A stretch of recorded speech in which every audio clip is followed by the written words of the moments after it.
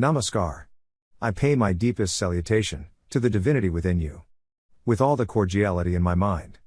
And with all the love in my heart. In this video, I'm going to show you how I predicted who will win the presidential election of 2022 and become the new undisputed president of the Republic of the Philippines. Using the esoteric art of numerology, I will show you who will win among these three presidential candidates. First, you will see the numerology analysis of Emmanuel Pacman Dapidron Pacquiao Sr., who was born on December 17, 1978. Second, you will see the numerology analysis of Maria Leonor Leni Girona Robredo, who was born on April 23, 1965. And lastly, you will see the numerology analysis of Ferdinand Bongbong Romualdez Marcos Jr., who was born on September 13, 1957. At first, I was hesitant to share my hidden spiritual realization and wisdom in the art of numerology with the entire world. But I think the time has come for me to share it with you. So without further ado, let us begin. First, I use the Velacruz Shiva grid to analyze their numbers.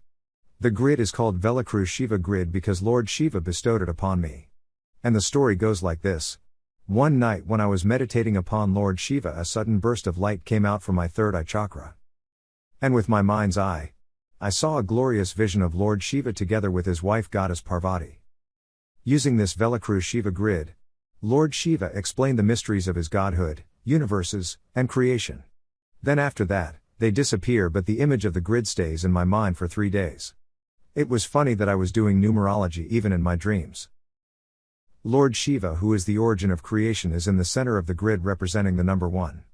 The sun, which is the center of our solar system, also represents number 1. The flow of numbers is based on the Fibonacci sequence. Just like a yantra, this grid has lots of hidden meaning and representation, but that would be another topic. The good thing about the Velacruz Shiva grid is that it is perfectly compatible with the Pythagorean, Gematria, and Vedic numerology system. Okay, going back to our topic. The Velacruz Shiva grid reveals the reason why Pacman and Leni did not win is that it was not their time. On the other hand, Bongbong wins because it was his time, and it was his destiny to become the next undisputed president of the Republic of the Philippines. In my second prediction, I used the Velacruz Vedic grid. I called it Velacruz Vedic grid because I discovered it. It is based on my understanding of the Astadikpala, Navadikpala, and analyzing the Vastu. I see none of the Hindu Vedic numerologists on social media or the internet using it. That makes me wonder if they read their own Sanskrit manuscripts. The Velacruz Vedic grid is one of a kind. What it does cannot be duplicated by other fake Vedic grids. I know because I already tried theirs. If their numerology is just for entertainment, that is fine, but if they are spreading falsehood, they should stop. I call them fake because they are not based on the Astadikpala and Navadikpala. Misplacing the planets and elements is tantamount to offending the gods. Think about that. Lord Brahma is at the center of Astadikpala. On the other hand, Lord Shiva is at the center of the Navadikpala, surrounded by his other god avatars, including Lord Brahma and Lord Vishu.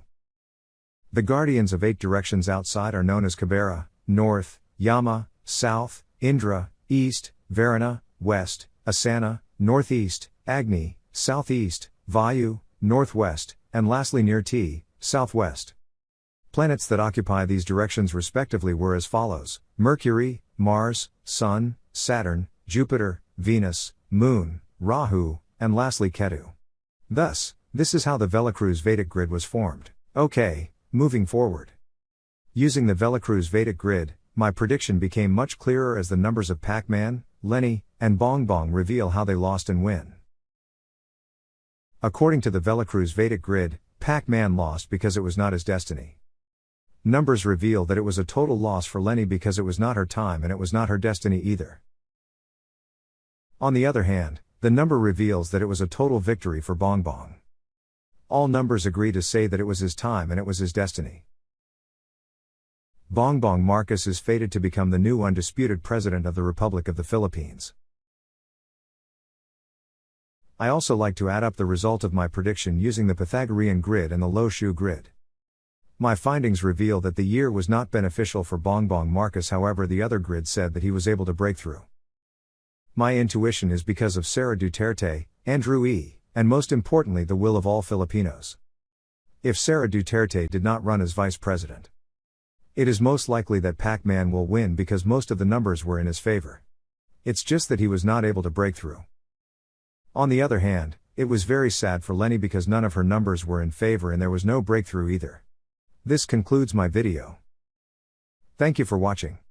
If you want more videos like this, like, share, and subscribe. Spiritually yours, Tantric Batala.